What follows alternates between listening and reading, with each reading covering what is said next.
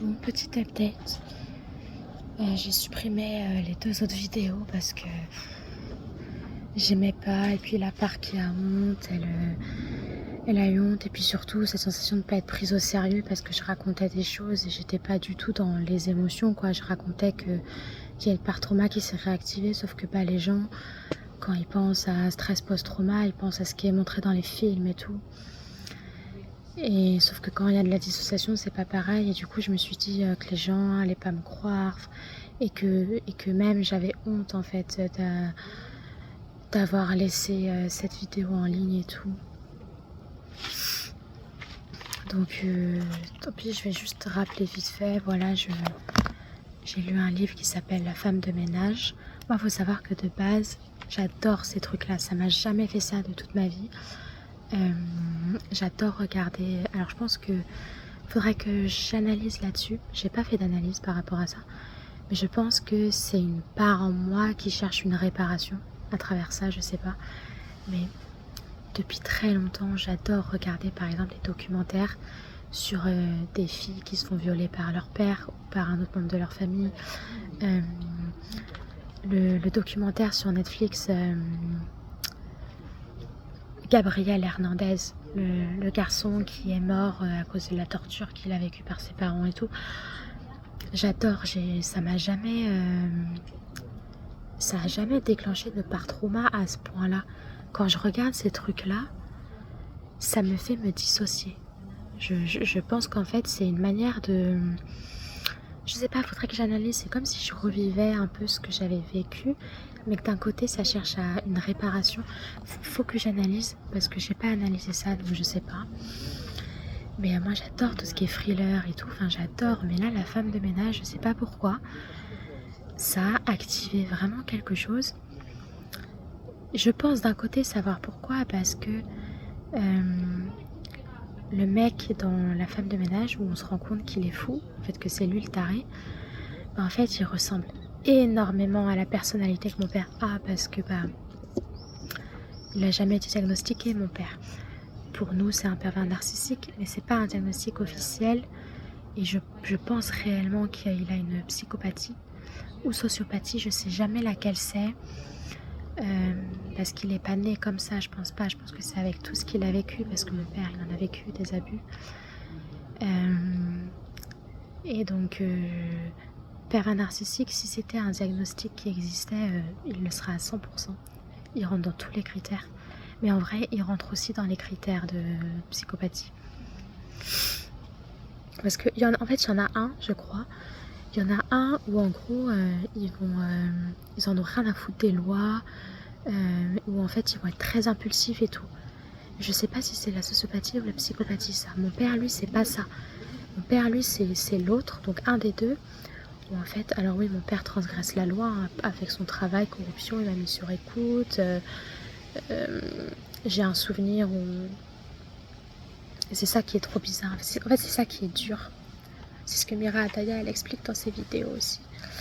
C'est qu'en fait, ce qui est hyper traumatisant, en fait, et ce qui fait que pourquoi le trouble dissociatif de l'identité il a plus de chances d'arriver chez une personne et pas chez une autre, c'est vraiment quand c'est les figures d'attachement qui sont impliquées, et qu'en fait les figures d'attachement elles alternent entre abus très violents et marques d'affection. Et en fait là j'ai repensé à un souvenir pour illustrer l'exemple que je voulais donner, que mon père, les lois et tout, enfin le règlement il en a rien à foutre. Et en fait ça m'a rappelé un souvenir où il m'a protégée. Et du coup là je me sens pas légitime. J'ai l'impression que c'est pas bien ce que je fais contre mon père, en fait, de l'accuser de m'avoir incesté, de l'accuser de maltraitance physique, psychologique et tout, que ça se fait pas. En fait c'est ça, avoir un TDI, c'est vraiment, en fait, j'aurais tellement pas pu vivre avec tout ça qu'il a fallu créer des parts et tout. Et mais voilà, c'est par exemple, ouais, c'est le fait qu'il était capable le soir de m'incester. Et le lendemain, en fait, avec mon frère, on faisait du vélo. Il y a une voiture qui arrivait à fond. On traversait un passage piéton. La voiture, elle comptait pas s'arrêter. Et en fait, bah, il nous a protégés. Il a cassé le pare-brise, il a cassé le rétroprojecteur de la voiture. Donc, en fait, c'est ça qui est dur, en fait. C'est que mon père, j'arrive pas à le voir comme un monstre. Et c'est pour ça que je dis qu'en fait, les monstres, en fait, ne ressemblent pas à des monstres. Tous les monstres, que ce soit le maréchal Pétain, ça a été un monstre, mais il a instauré des lois en France qui ont été hyper bénéfiques pour nous. C'est lui qui a instauré la loi du ticket resto. Il y a eu d'autres lois aussi, je sais plus lesquelles, mais tous les monstres ne sont pas des monstres en fait. Enfin, et c'est ça qui est très très compliqué quand t'es gosse, et où du coup en fait ton cerveau, pour protéger, il est obligé de dissocier. Il est obligé de dissocier. C'est très compliqué, hein. Moi, ma mère par exemple, elle m'a jamais dit, si elle m'a dit une fois je t'aime dans un message, une fois dans ma vie, voilà. Mon père, lui, il me le disait très régulièrement, quoi. Il m'achetait plein de trucs. Les voyages scolaires, ça coûtait une blinde, mais grâce à lui, j'ai pu voyager. En fait, il me payait mes voyages scolaires. Il m'a payé une école dans le privé pour aller à l'internat qui coûtait une blinde.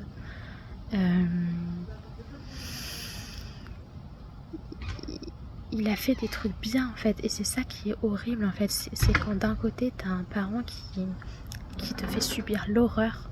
Mais l'horreur, moi, ma psychologue, elle avait employé le mot torture quand je lui racontais tout ce que j'ai vécu. Elle avait employé le mot torture, et j'ai l'impression que c'est trop, en fait. Je sais pas si c'est de la minimisation que je fais ou quoi, mais torture, j'ai l'impression que c'est trop élevé comme mot. Mais d'un autre côté, quand je me rappelle, quand j'ai accès aux souvenirs du père, quand il était gentil et tout, bah ça remet tout en question, en fait, et je me dis, mais putain, mais en fait, je me fais des films, et c'est pas possible, il a jamais pu me faire tout ça, c'est pas possible. Tu vois, donc c'est un conflit permanent. Mais je pense qu'en fait, j'ai une part qui a gardé tout l'amour pour le père, parce qu'en fait, vu que je pouvais pas tout contenir en moi, vu que c'était trop... Pour ma survie, en fait, je pouvais pas savoir que mon père, celui qui peut être bienveillant envers moi, soit aussi celui qui me fait du mal. Donc en fait, mon cerveau, il a dû me créer des parties dissociatives, en fait. Une qui garde l'amour du père, ce qui fait que quand elle est là, bah là, je pense qu'elle est là, c'est pour ça que je suis comme ça. Quand elle est là, en fait, je ressens que de l'amour envers le père, et impossible de croire qu'il ait pu faire du mal. Impossible. Et l'autre, bah, d'autre part, en fait, qui elle garde tous les traumas avec le père, en fait, parce que j'aurais pas pu survivre avec la sensation que mon père, quand il a été gentil et quand il a été abuseur avec moi, bah, qu'il a vraiment été avec moi, et que j'ai vraiment vécu ça, tu vois. Donc,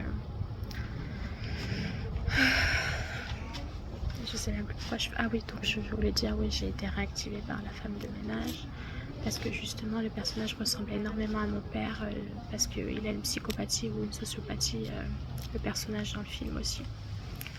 Mais pourtant je suis sûre que, enfin, j'ai regardé tellement de documentaires violents de parents maltraitants et tout, je suis sûre que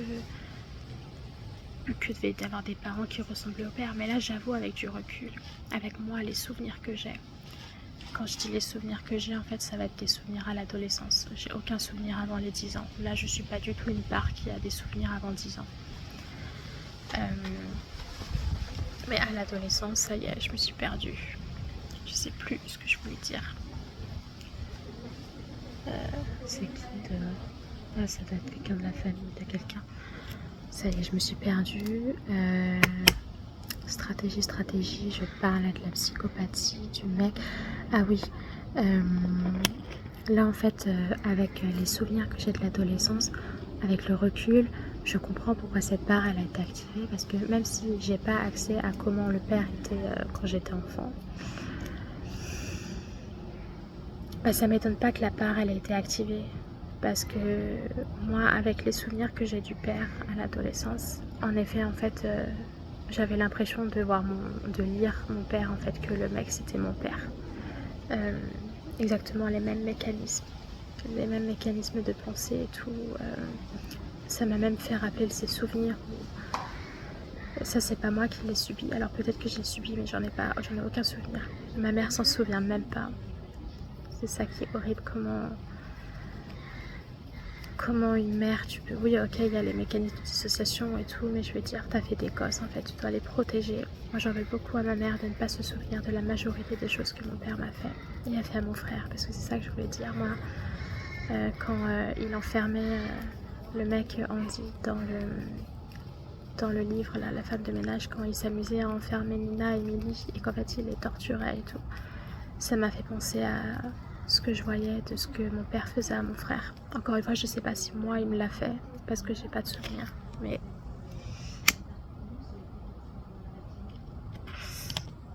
quand j'étais ado, je me rappelle que mon frère faisait des bêtises, il était très hyperactif, mais ça a jamais été quelqu'un de méchant. Et en plus, dans ces moments-là, je me rappelle pas exactement des causes, mais c'était vraiment des trucs tout cons qu'il avait fait. Et Andy, c'est exactement pareil. En fait, c'est des trucs tout cons que Nina et Emily vont faire. Et en fait, il a appris dans son enfance qu'il faut punir, mais punir par de la torture, quoi.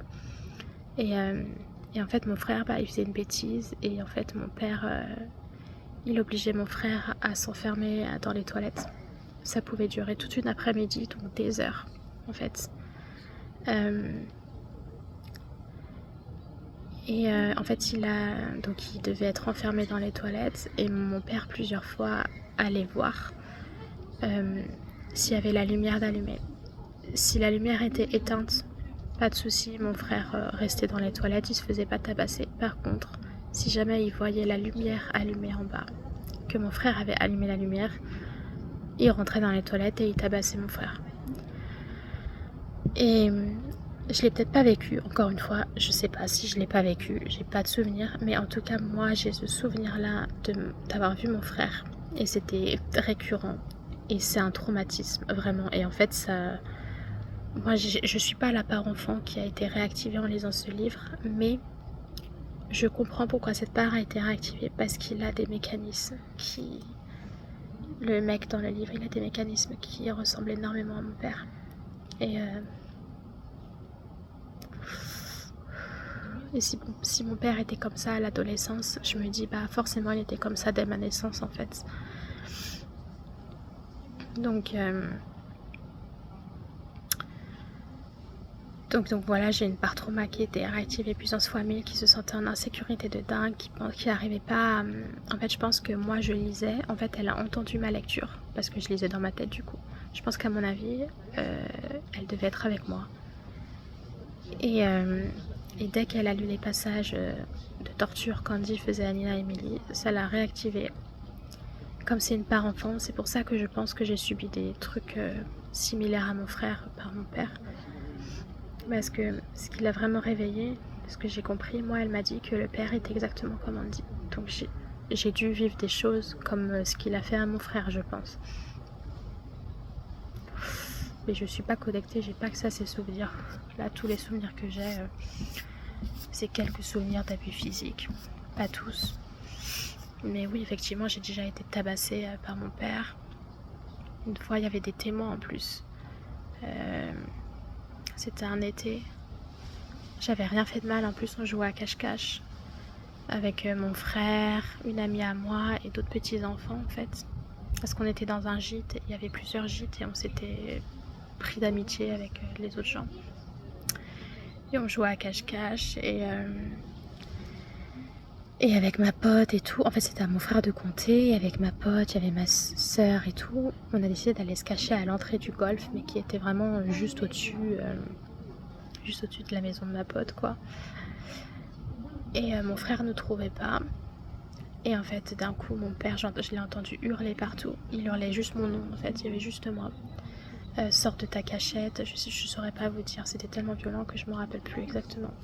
Juste ce que je me rappelle, en fait, c'est que dès que moi j'avais trop peur de mon père, j'ai toujours eu une peur terrible de lui. Et je revois la scène où je sors de la cachette, en fait. Il s'en prend qu'à moi, il me tire par la capuche. J'avais trop mal. Il me tirait par la capuche, ça m'étranglait, en fait. Parce que j'avais un sweat à ce moment-là. Et il me tire vraiment. Il m'amène dans la maison de ma pote, donc de ses parents. Eux, ils étaient dehors sur la terrasse, ils ont rien entendu, ils ont rien vu. J'étais allongée par terre, mon père sur moi, et il faisait que me frapper. Et j'étais là en train de me protéger comme ça. J'arrêtais pas de chialer, de lui dire qu'il me faisait mal, il s'arrêtait pas. Il s'arrêtait pas. Ma pote, elle m'en a reparlé tous les étés. Tous les étés après cet été-là, elle arrêtait pas de me reparler à quel point elle était choquée. Je sais pas comment ma mère l'a su, parce que après je me revois parler à ma mère de ce que je viens de subir. Et en fait, elle est rentrée dans la maison. Je me revois, les autres étaient sur la terrasse, les parents et tout, donc les parents de ma pote ne se doutaient pas qu'une enfant se faisait tabasser chez eux. Et c'était vraiment tabassé, pour le coup, il m'a vraiment battue. Il s'arrêtait pas, ça a duré peut-être 10 minutes. Il m'a frappé en continu. Juste parce que, en fait, il pensait que... C'est ça. En fait, il pensait que j'avais fait exprès de me cacher dans un endroit où mon frère pourrait pas me trouver. Et donc, en fait, il fallait que je sois punie, et ma punition, c'était de me faire tabasser. Et en fait, quand j'en ai parlé à ma mère, parce que peut-être qu'elle est rentrée à ce moment-là dans la maison, je sais pas, chercher un truc, quelque chose comme ça, je sais pas. Je lui ai parlé de ce qu'il venait de me faire. Sa réponse, ça a été surtout n'en parle à personne. Voilà. Je venais de me faire tabasser, j'étais traumatisée. Et je devais le cacher. Je devais surtout pas aller sur la terrasse, là où il y avait les parents, les propriétaires de la maison et d'autres amis des autres gîtes. Je devais cacher, je devais rien dire, je devais pas dire ce qui s'était passé. Ça a été un traumatisme en fait, parce que j'avais besoin d'être protégée. C'est pour ça qu'avec ma mère, j'ai rompu contact. C'est parce qu'en fait, je ne lui pardonne pas et je ne lui pardonnerai jamais. Parce qu'elle a vu les choses et elle m'a jamais protégée. Et demander à un enfant qui t'annonce qu'il a été tabassé, lui dire de surtout ne dire rien à personne, je peux pas. Je suis désolée, mais je peux pas. Elle m'a jamais protégée. Il y a plein d'autres exemples, mais elle m'a jamais protégée. Et moi, je peux pas. En plus de ça, ma mère était négligence émotionnelle plus, et aussi quelques abus psychologiques. Il n'y a pas non plus que ça, mais c'est surtout la non-protection. Je lui pardonnerai jamais. Et je m'en sors très bien, j'ai pas besoin de lui pardonner pour bien vivre. Ma mère, je pense jamais à elle. Jamais à elle. Elle ne me manque pas, je n'ai aucun lien émotionnel avec elle. Juste voilà, je lui pardonnerai jamais parce que déjà elle en est même pas désolée. J'ai eu une discussion avec elle. Elle a essayé de chercher des excuses. Ah oui, son excuse pour ce souvenir-là, en fait, elle m'a dit qu'elle s'en souvenait pas. Elle se souvient pas que mon père m'a tabassée, alors que en fait, je lui en ai reparlé il y a 2 ans et elle s'en souvenait. Donc voilà. Quand mon frère se faisait enfermer dans les toilettes et que s'il allumait la lumière, il se faisait tabasser, c'était quasiment tous les jours. Ma soeur, elle s'en souvient. Moi aussi. Ma mère, que dalle, elle s'en souvient pas. Non, moi je peux pas. Moi c'est pas possible. J'ai une grande limite en fait, c'est ça qui me traumatise le plus. C'est que en fait, c'est pas que mon père m'ait fait énormément de mal, c'est que j'ai pas été protégée. Je crois que c'est ça mon plus grand traumatisme, ce qui fait que à l'heure d'aujourd'hui, à mon âge en fait,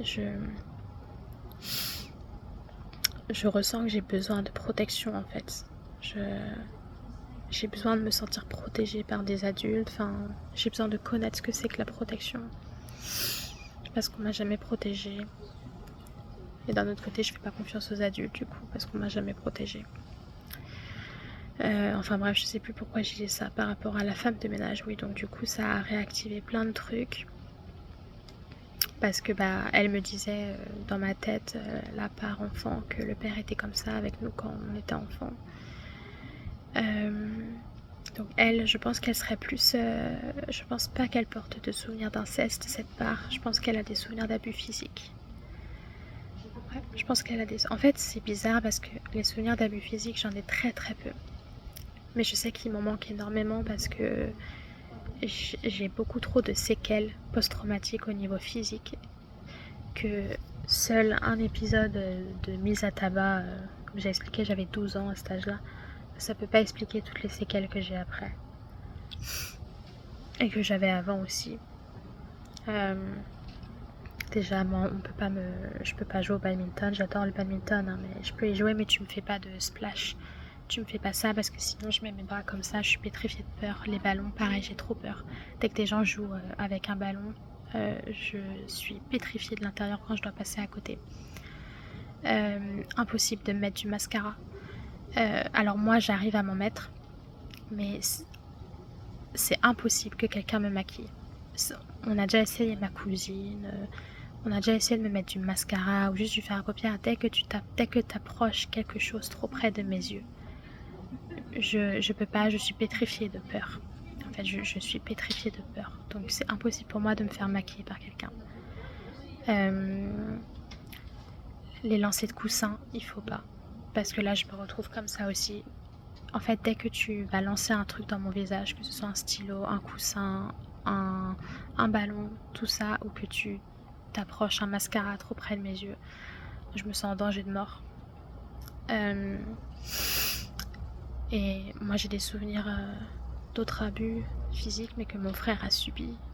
Enfin, notamment, mon frère, il était hyperactif, puis ça fait un peu partie, quand tu t'interroges sur le développement d'un enfant, tu sais que vers l'âge de 3 ans, un gosse, il mord. Mais c'est pas par méchanceté, il mord, c'est comme ça. Et je me rappellerai toute ma vie quand mon frère, en fait, il a mordu mon père. Et mon père, sa réponse, ça a été de le mordre en retour, mais puissance fois 1000 avec ses dents d'adulte. Mon frère, il a crié. Et, pardon.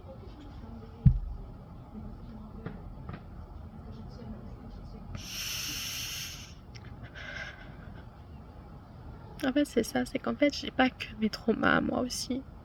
Et d'autres traumas dont je me souviens pas, j'ai aussi des souvenirs de ce qu'il a fait subir à mes frères et sœurs. Et c'est des traumatismes, en fait. Il n'y a pas que le fait de subir un trauma qui est traumatisant, il y a le fait d'être témoin. Et je me rappelle qu'après qu'il l'ait mordu, mais d'une manière telle que mon frère, il a crié, il l'a giflé, mais d'une telle force que mon frère avait la joue en sang. Et mon frère, il avait que 3 ans à ce moment-là. Et ma mère, elle a rien fait. Je revois ma mère devant. Moi, j'étais pétrifiée. Ma mère, peut-être qu'elle était pétrifiée, mais pour moi, t'as pas le droit à cette excuse quand t'as fait des enfants. Quand tu fais des enfants, c'est quand t'es stable, c'est quand tu sais que tu seras capable de les protéger, d'être là émotionnellement pour eux, etc. Pour moi, en fait, là, il n'y a pas d'excuse de t'es sous emprise ou quoi, en fait. Ça, pour le coup, non. C'était son devoir de protéger mon frère. Elle a rien fait. Rien fait du tout. Donc je pense que oui, la part qui a été activée par le personnage dans La femme de ménage, elle est liée à des abus physiques dont j'ai pas connaissance. Mais c'est sûr que j'en ai subi. Je sais pas quelle part c'est, mais j'ai toujours eu une conviction à l'intérieur de moi, je sais pas pourquoi. Parce que dans le TDI, il faut savoir qu'on n'a pas que des parts qui sont gentilles, entre guillemets, des parts traumatisées ou voilà, des parts enfants qui ne demandent qu'à être aimés, en fait. Non, on a aussi des parts, on les appelle les parts qui imitent l'agresseur. C'est des parts qui, en fait, leur moyen de survie face au trauma, ça a été de prendre en elles l'agresseur, c'est-à-dire de projeter l'agresseur en elles. C'est-à-dire qu'en fait, elles sont devenues l'agresseur. Et moi, j'ai des parts comme ça. J'en ai une qui est liée aux abus physiques. Et en fait, cette part-là, je la ressens plus du tout. Je la ressentais énormément quand le père était présent à la maison. Dès que je voyais un enfant ou un enfant ou un bébé, en fait, je sentais mon père à l'intérieur de moi. Je ne saurais pas comment l'expliquer. Je sentais mon père à l'intérieur de moi et je sentais vraiment un truc qui n'est pas moi. J'essayais de le contrôler à fond. Et ce truc, en fait, il voulait absolument tirer les joues des bébés pour les faire pleurer, les frapper et les balancer par terre, en fait. Et tout ça en ressentant un plaisir pervers intense. Et ça, ma psy, elle m'a dit que ça s'appelle une partie imitant l'agresseur en thérapie de TDI. Et en fait, ça veut dire que enfin, moi c'est comme ça que je le sens, j'ai l'impression que c'est ce que j'ai vécu quand j'étais bébé. Que mon père, à mon avis, je sais pas, il devait me balancer par terre, il devait ressentir un plaisir pervers de me tirer les joues, de me frapper. Je sais pas, j'ai quelque chose à l'intérieur qui me dit que cette part, elle est là, qu'elle a... En plus, quand t'es un bébé, tu peux pas analyser l'autre, les émotions, etc. En fait, c'est que du... Donc je pense que mon cerveau, pour me protéger du trauma, en fait, parfois le cerveau il fait des choses, c'est logique pour lui, mais au final, c'est chelou. Mais il a créé une partie qui ressemble à mon père au niveau des abus physiques, quoi. Donc c'est compliqué, mais cette part-là, elle est active seulement face à certains déclencheurs. Je suis pas du tout une folle alliée, je vais pas faire de mal aux gosses, moi j'ai envie de les protéger, enfin, il n'y a pas de... Voilà, faut pas se dire que ça y est, c'est une criminelle en devenir. J'ai longtemps parlé avec ma psychologue de ça, hein, parce que ressentir ces choses-là à l'intérieur quand c'est activé, j'ai vraiment l'impression que c'est mon père, et elle m'a dit qu'en fait ça s'appelle la colonisation de l'agresseur. Si vous vous renseignez sur Muriel Salmona, c'est une psychiatre très réputée sur l'amnésie traumatique et les abus sexuels. Et justement, elle explique ça. En fait, en thérapie de TDI, on appelle ça partie imitant l'agresseur. Mais en thérapie juste de trauma, en fait, on appelle ça la colonisation de l'agresseur. En fait.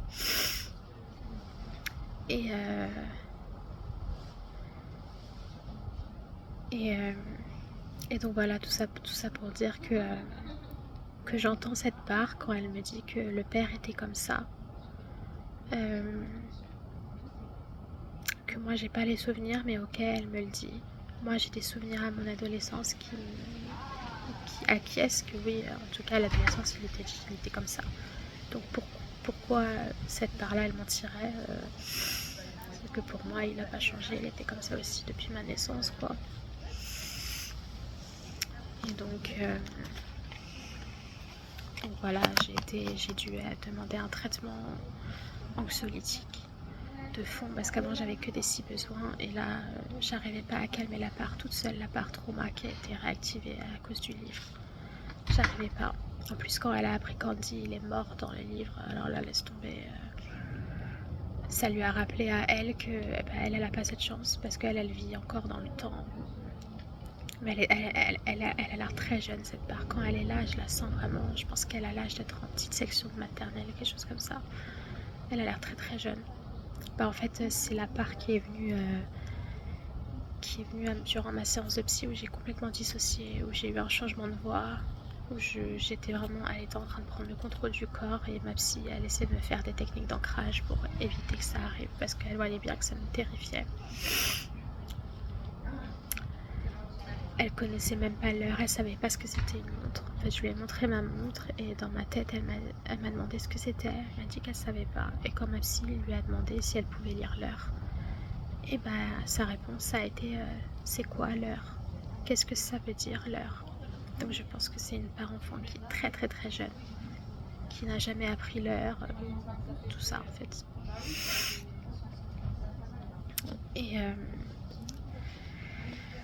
Et donc voilà. Et donc moi je suis allée voir les infirmières et tout. J'ai demandé un traitement anxiolytique de fond, et depuis que j'en prends un, je me sens tellement mieux. Et là depuis ma psychiatre, elle a appelé le psychiatre d'ici parce que c'était pas possible. J'ai aussi une autre part, c'est pas du tout les mêmes, c'est ça qui est terrible en fait. Et je sais que c'est pas les mêmes parce qu'en fait elles ont pas les mêmes souvenirs, c'est compliqué.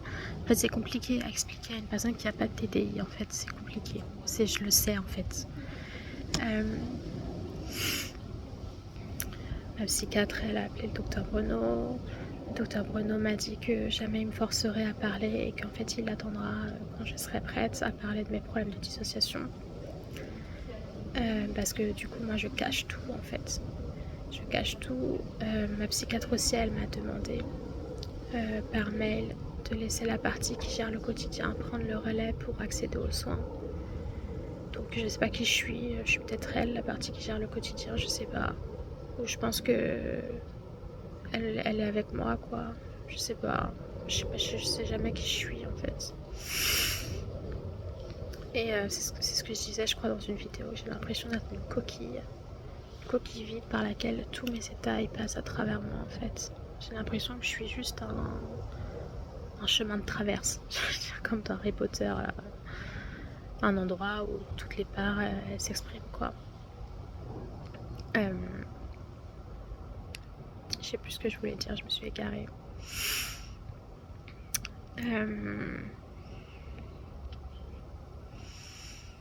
Oui, et donc du coup ma psychiatre m'a dit ça, et en plus en même temps j'ai été mise sous traitement anxiolytique. Je prends du Seresta matin, midi et soir. À la base il m'avait dit que le matin et le midi, mais en fait non, c'est matin, midi et soir que j'en prends. Et depuis en fait cette barre elle est plus du tout là, je la sens plus. Je la sens plus du tout, à tel point que je pense que je vais reprendre bientôt la femme de ménage. Elle est plus du tout là, je la sens plus. Ça fait 1 mois que c'est un enfer avec Dr Bruno, le psychiatre, parce que c'est un homme qui fait que activer la part terrifiée par les hommes, et que vraiment je lui fais vivre un calvaire, dans le sens où parfois il veut me prendre sans infirmière. Moi je lui dis non, je fais pas de rendez-vous avec vous sans infirmière, à cause de la part qui est terrifiée. Parfois il voulait me voir, c'était non catégorique, parce que la part terrifiée là elle prenait toute la place et c'était pas possible en fait. Je pouvais pas aller au rendez-vous, c'était pas possible, j'avais trop peur. Parce que cette part là elle associe le docteur Bruno au père, parce qu'il a des caractéristiques de personnalité qui lui ressemblent.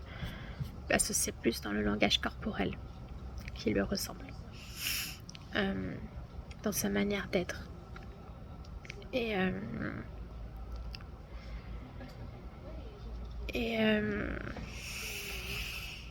donc je pense que c'est un mix de ces 3 choses. Ce que ma psychiatre m'a demandé de faire, de laisser la part qui gère le quotidien prendre le relais, le fait que le psychiatre m'ait dit qu'il me forcera jamais à parler, qu'il attendra, et plus le Seresta, je pense que ça fait qu'en fait la part trauma, elle est endormie, quoi.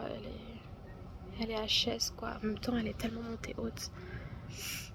Elle est tellement montée haute, comme j'ai dit, c'est la première fois. Je sais que j'ai des changements de voix dans certaines situations. Mais là, vraiment, c'est parti très loin. Je pense que c'est aussi dû à... J'ai tellement eu peur de cette perte de contrôle quand j'ai entendu ma voix qui changeait et tout, que je pense que c'est pour ça aussi que mon cerveau, là, je pense, il y a moyen qu'il y a quelque chose à l'intérieur qui bloque la part qui a peur de Bruno. Parce que du coup, en fait, là, j'ai vu Dr Bruno jeudi ou vendredi dernier, sans infirmière. Rien à foutre qu'il n'y ait pas d'infirmière. Aucun sentiment que c'est mon père. Vraiment je lui parlais normal. Enfin en fait je sais pas comment expliquer, c'est la dissociation, je saurais pas comment expliquer. Vu que la part terrifiée par les hommes c'est pas moi, bah en fait quand elle est pas là, bah je suis normale en fait. Ou alors je suis la part qui gère le quotidien, je sais pas. Du coup j'ai pris le relais. Du coup voilà, je sais pas. Mais après j'ai senti que le mail de ma psychiatre, j'ai senti en moi qu'il n'y a pas que moi qui a entendu l'ordre de la psychiatre, l'ordre, la recommandation de la psychiatre, la demande de la psychiatre qu'on laisse la part gérer le quotidien tout seul. J'ai pas la sensation que j'étais la seule à entendre ce message. J'ai eu la sensation qu'il y a beaucoup de parts qui ont entendu, parce que ça a généré beaucoup d'émotions à l'intérieur, et notamment un truc, l'émotion que si la psychiatre elle le dit, parce que nous on la voit comme vraiment une figure adulte protectrice, si elle nous dit ça c'est qu'on doit le faire en fait. Et donc depuis voilà, cette part là elle est plus là, je revis, je respire, c'est un truc de dingue. Et oui, je voulais juste revenir à un truc, mais j'ai oublié ce que je voulais. Ah oui, ce qui est compliqué aussi, c'est que, donc, quand je disais au tout début, les monstres ne sont jamais des monstres. Ce qui est compliqué aussi, c'est que mon père, c'est un très grand manipulateur. Un très grand manipulateur. Et même si tu le mets, par exemple, face à une personne qui se dirait mais moi, tu sais, je détecte très facilement les gens, je les cerne très facilement, je suis pas du tout manipulable. Mon père, il est capable de manipuler n'importe qui. mais vraiment n'importe qui. Il a un don de manipulation, mais c'est un truc de dingue. Et c'est ça qui est compliqué aussi, c'est que j'ai toujours cette peur-là. Je sais pas, des fois je me fais des visualisations par exemple de mes amis ou même des référents, tu vois, qui sont en contact de mon père. Mon père leur raconte ce qu'il a à leur dire et qu'en fait il arrive à leur retourner le cerveau en fait. Parce que mon père c'est quelqu'un vraiment de l'extérieur. Ça dépend avec qui, parce que par exemple mes amies avaient très très peur de mon père. Il leur parlait pas spécialement, mais elles avaient très très peur de lui parce que il leur faisait peur. Souvent elles me disaient je veux pas venir chez toi s'il y a ton père parce qu'il me fait peur. Donc ça dépend en fait dans quel milieu il est. Mais par exemple je sais qu'il est très respecté dans son milieu professionnel. Il est commissaire divisionnaire, je vais le dire. J'en ai rien à foutre. Je sais que dans l'autre vidéo j'étais pas la bonne part. Dans l'autre vidéo j'avais des parts, je pense, peut-être celles qui aiment le père, ou d'autres qui avaient peur des représailles, qui avaient peur que le père il regarde nos vidéos si jamais il nous a retrouvés et qu'il porte plainte contre nous, quoi, je sais pas. Mais là j'en ai rien à foutre. Voilà, il est commissaire divisionnaire. Et je sais qu'il est extrêmement respecté dans son travail. Je suis déjà allée sur sa page LinkedIn et ça me tue parce que j'ai déjà lu des commentaires vraiment sous des posts de femmes qui vivent des violences sexuelles par exemple, ou des enfants maltraités. Je l'ai déjà lu, enfin j'ai déjà vu qu'il a commenté en disant que c'est inadmissible, qu'il faut protéger les femmes et les enfants. Et ça me fait tellement de mal quand je vois ça. Et quand je vois à quel point on le complimente aussi sur son profil LinkedIn. J'ai lu des collègues à lui sur LinkedIn qui ont commenté certains posts à lui où il disait que c'était un homme incroyable, remarquable, doté d'une humanité incroyable. C'est ça qui est dur aussi en fait, c'est que les monstres ne ressemblent pas à des monstres et que c'est pour ça aussi que je pense que j'arriverai jamais à porter plainte. Jamais. Parce que déjà mon père il est capable de manipuler tout le monde. Il avait réussi à manipuler son propre avocat, pour vous dire. Son propre avocat lors du divorce de ma mère, il avait réussi à le manipuler. Mais ma mère, elle avait un dossier en béton. Mais c'est pas le dossier en béton de ma mère qui... Parce qu'en fait, pour vous expliquer, donc lors du divorce... Alors il y a eu le divorce, mais mon père a enclenché une autre procédure après. Il voulait obtenir la garde de mon frère et ma soeur. Et moi, il voulait m'enlever ma pension alimentaire. Sauf que moi, avec tout ce que j'ai vécu avec lui, je savais très bien que c'était un danger extrême pour mon frère et ma soeur d'aller vivre chez lui. C'était les envoyer vers la mort en fait, enfin, c'est pas possible. Du coup moi j'ai écrit une lettre. Je suis sûre que mon père m'a dépeint auprès de son avocat comme une... c'est comme ça qu'il m'appelait, hein, comme une délinquante, qui fait que se droguer, tout ça. Je me rappellerai toujours lors du divorce, il a volé les bijoux de baptême. Et ma mère, elle a remarqué en fait qu'il manquait les bijoux de baptême. Et un jour elle l'a confronté, parce qu'en plus il rentrait chez ma mère en fait. Il habitait plus ici, mais il voulait pas rendre les clés à ma mère. Et il continuait de venir sans son accord pendant qu'on était partis en vacances. Et en fait elle l'a confronté à un moment donné, elle lui a dit t'as volé les bijoux de famille. En fait c'était nos chaînes, vous savez les chaînes... avec les prénoms dessus, ou je sais plus quoi, les trucs chrétiens je crois, je sais même pas si c'est chrétien. Et en fait il a osé m'accuser de son propre crime en fait. C'est-à-dire qu'il a dit à ma mère non, c'est pas moi je suis sûre que c'est ta fille parce que c'est qu'une droguée, je suis sûre qu'elle a dû les vendre pour se faire de la thune et s'acheter de la drogue. Alors qu'en plus j'avais complètement arrêté le cannabis à ce moment-là. Ça aussi, ça a été un choc très traumatique, c'est-à-dire que mon père était capable de m'accuser de son propre crime. Ça a été très dur à digérer pour moi. Ça a été très très... Honnêtement, je crois que c'est la première fois que je vais dire un truc bien de moi, que je sais pas comment j'ai fait pour ne pas devenir comme mon père. Je sais pas comment j'ai fait. Parce que pour le coup... C'est vrai, c'est la première fois que je vais le dire sur moi, mais j'ai beaucoup d'empathie pour les gens. Je pense d'ailleurs toujours aux autres avant de penser à moi. C'est un travail que je fais du coup d'essayer de penser plus à moi. Honnêtement, avec un père comme ça, je ne sais pas comment j'ai fait pour développer une empathie. Je ne sais pas.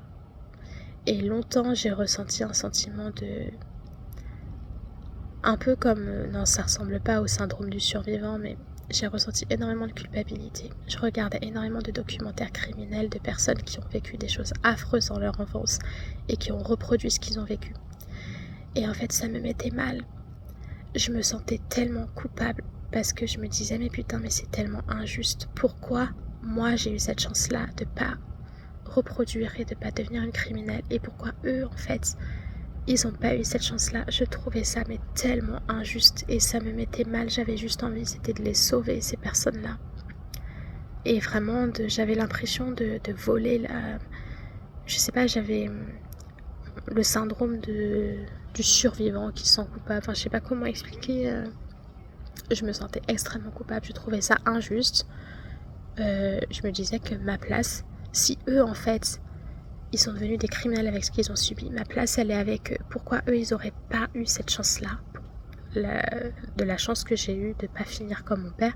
Pourquoi eux, ils ont pas eu cette chance-là? C'est trop injuste et j'arrivais pas à accepter cette injustice jusqu'à ce que j'ai fait un long travail sur moi-même où j'ai compris que en fait après t'as le libre arbitre, en fait, que énormément de gens vivent des choses très graves, mais après chacun a son libre arbitre, en fait, et que avoir vécu des traumas ça n'excuse pas, et c'est surtout quand j'ai pris conscience que chacun a son propre libre arbitre et qu'en fait c'est eux finalement qui ont fait le choix de suivre le chemin de la criminalité.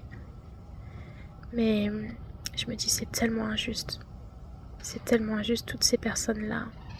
J'aurais tellement envie de les sauver. Mais déjà, est-ce qu'elles veulent être sauvées? C'est ça le truc, c'est-à-dire moi j'ai voulu être sauvée, j'ai tout mis entre mes mains pour aller mieux, en fait. J'ai fait énormément de démarches pour me faire suivre par des professionnels, me faire aider. Est-ce que eux, en fait, ils ont déjà fait ces démarches? Je ne pense pas. Donc encore une fois, c'est le libre arbitre qui fait la différence. Mais putain, qu'est-ce que c'était dur. Je me suis longtemps sentie coupable de pourquoi moi et pourquoi pas eux. Et je sais plus pourquoi je disais ça.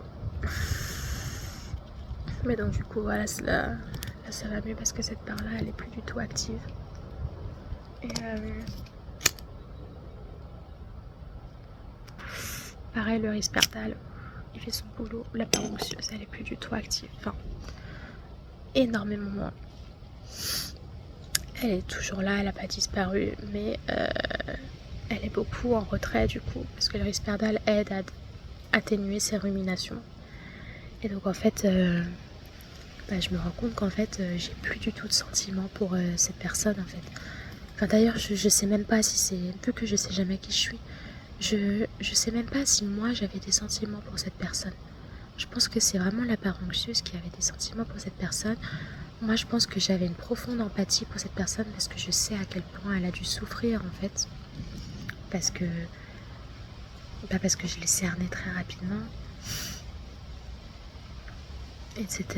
Mais là, le fait que la part anxieuse elle soit beaucoup moins présente, je me rends compte qu'en fait j'ai pas de sentiment pour... Enfin, j'en ai plus en tout cas.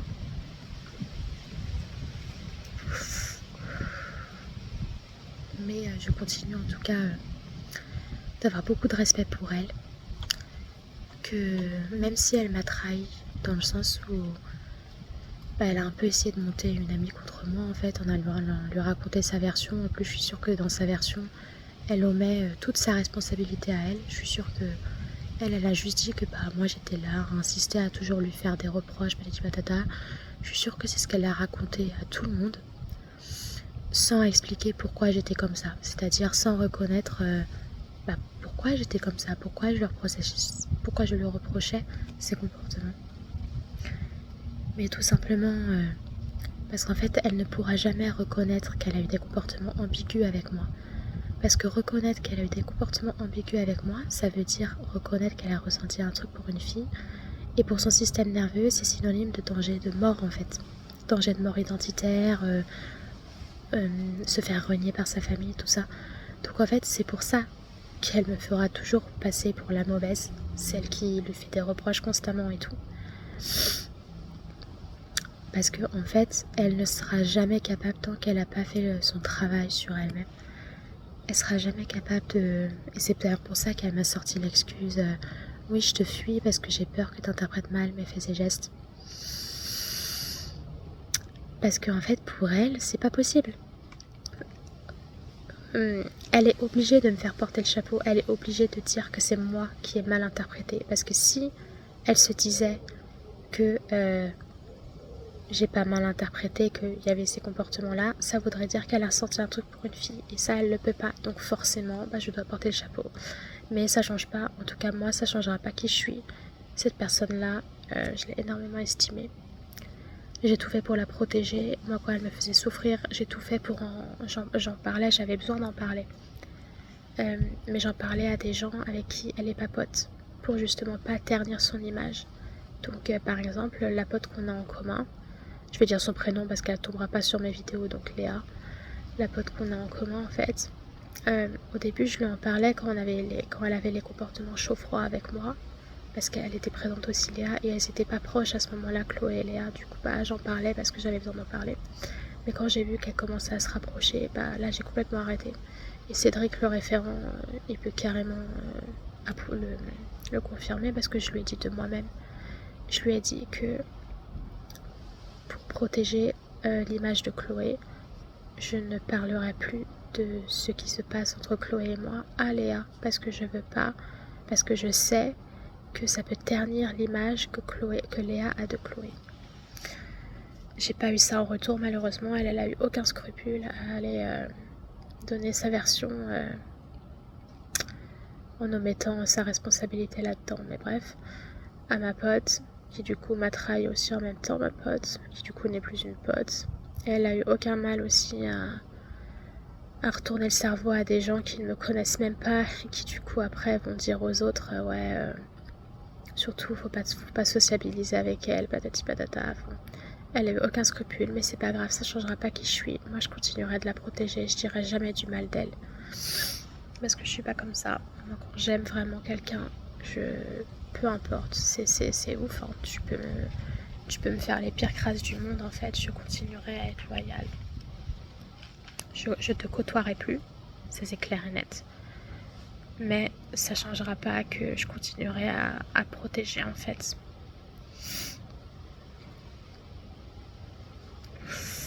Et c'est un peu comme mon père en fait. Enfin, moi je pourrais jamais porter plainte. La psychologue ici, elle m'a demandé, elle m'a dit mais parce qu'à ce moment-là, il y avait la part qui sait qu'elle a subi de l'inceste qui était là. Et elle lui a dit mais vous avez porté plainte? En fait, ils se rendent pas compte, les gens, à quel point porter plainte contre un de ses parents, contre une de ses figures d'attachement, mais c'est extrêmement dur, en fait. Je sais pas du tout une question qu'il faut poser, en fait, parce que c'est extrêmement dur et que pour porter plainte, il faut avoir déjà une sécurité interne de base hyper intense, parce que c'est une retraumatisation quand tu portes plainte, c'est-à-dire que tu te retrouves face à l'agresseur. Je vais revoir la tête de mon père. Je vais être face à une justice en plus qui détruit les victimes parce que la justice en France en fait ne croit pas à les victimes en fait. Tout simplement, les dossiers sont toujours classés sans suite, les victimes sont maltraitées, enfin laisse tomber. Donc en fait c'est une retraumatisation et moi j'ai pas la force en fait. La seule raison pour laquelle je pourrais porter plainte, c'est si jamais j'apprends qu'il a fait quelque chose à mes demi-frères et sœurs. Parce que c'est ça en fait, j'ai un demi-frère et une demi-sœur que j'ai jamais vu du coup, parce que j'ai rompu contact avec mon père. Là ils doivent avoir 11 ans, je pense, les deux, c'est des jumeaux. Mais si jamais un jour ils essayent de rentrer en contact avec moi, mes demi-frères et sœurs, et que j'apprends qu'il leur a fait un truc, là par contre je porterai plainte. C'est peut-être triste à dire, hein. J'arrive pas à porter plainte pour moi, mais si c'est pour... si j'apprends qu'il a fait un truc sexuel ou quoi, c'est mort. Je porterai plainte. Après, je pourrais très bien porter plainte pour les abus physiques et psychologiques. Mais ça va apporter à quoi? Il est commissaire divisionnaire, il est protégé par la justice. Ils se protègent tous entre eux. Ma seule solution pour peut-être gagner un procès, c'est de contacter des journalistes et rendre l'affaire publique, mais j'ai pas envie de passer à la télé en fait. J'ai pas du tout envie de passer à la télé. Donc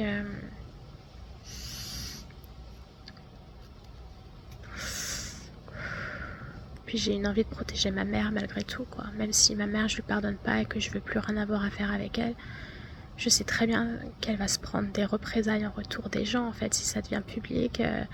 Les gens, ils vont s'en prendre à ma mère en disant mais pourquoi elle a rien fait, la mère, elle a même pas protégé ses gosses et tout. Et je pourrais pas me permettre ça, j'ai toujours ce... c'est ce que je disais, en fait, je peux me faire la pire crasse du monde, en fait, je vais toujours avoir ce truc de protection, en fait, voilà. C'est-à-dire que t'as pu me faire du mal, mais moi, je vais pas vouloir te faire de mal en retour, en fait, je suis pas comme ça. Je suis pas du tout le genre de personne à vouloir se venger ou quoi. Si ma vengeance à moi, c'est de travailler sur moi, de déconstruire tous mes schémas pour devenir une personne saine et ne surtout pas reproduire. En fait, c'est ça ma vengeance, c'est de ne pas devenir mes abuseurs, en fait. C'est ça. Et c'est dingue parce que malgré tout ça, je me vois encore comme une mauvaise personne. En m'écoutant là, je me dis mais t'es pas une mauvaise personne, mais c'est dur. Cette vidéo, elle va avoir aucun sens, quoi. Elle va avoir aucun sens parce qu'à la base, je voulais même pas faire cette vidéo pour ça. À la base, je voulais parler de la part terrifiée.